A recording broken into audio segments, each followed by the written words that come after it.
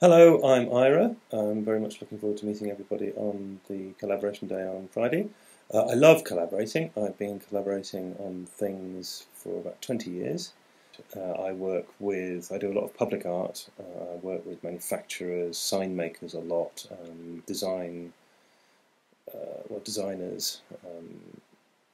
And what I'm always trying to do is work out the possibilities of any form. So, for example,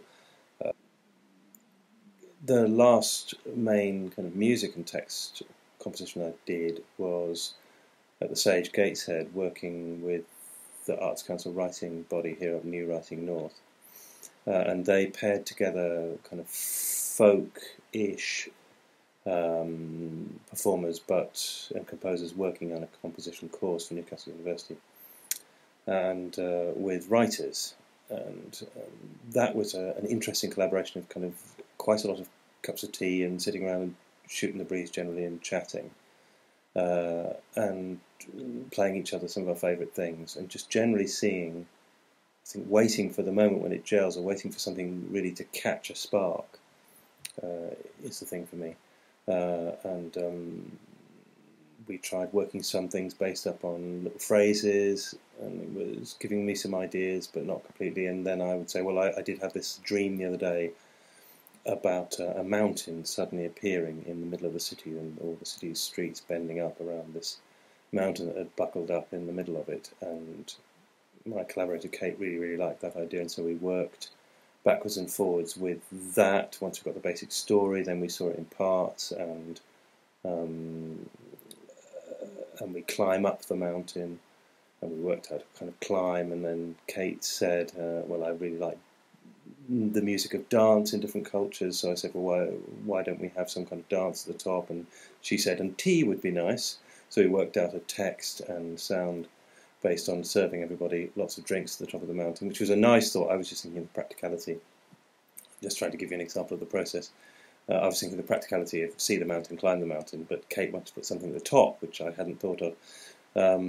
And then, as we were writing it, I realised there needed to be a second voice in the text. It wouldn't work as a monologue; it needed another voice. And we drafted in Ian McMillan, with whom I work quite a lot on The Verb on Radio 3, because he was curating the festival.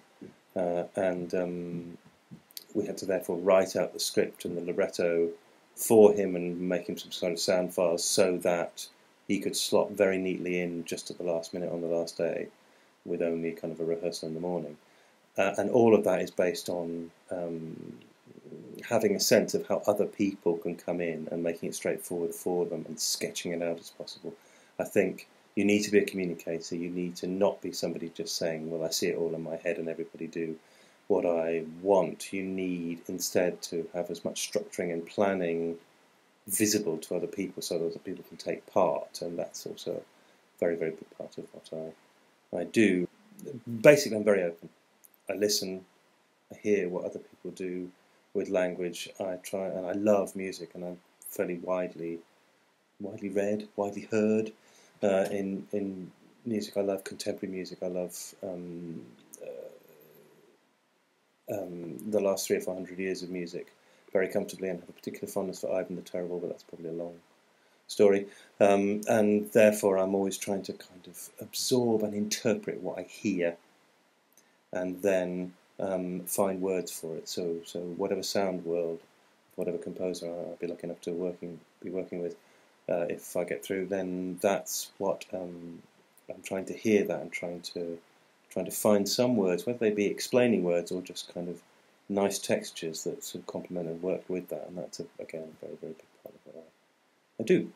Okay, looking forward to seeing everybody on Friday.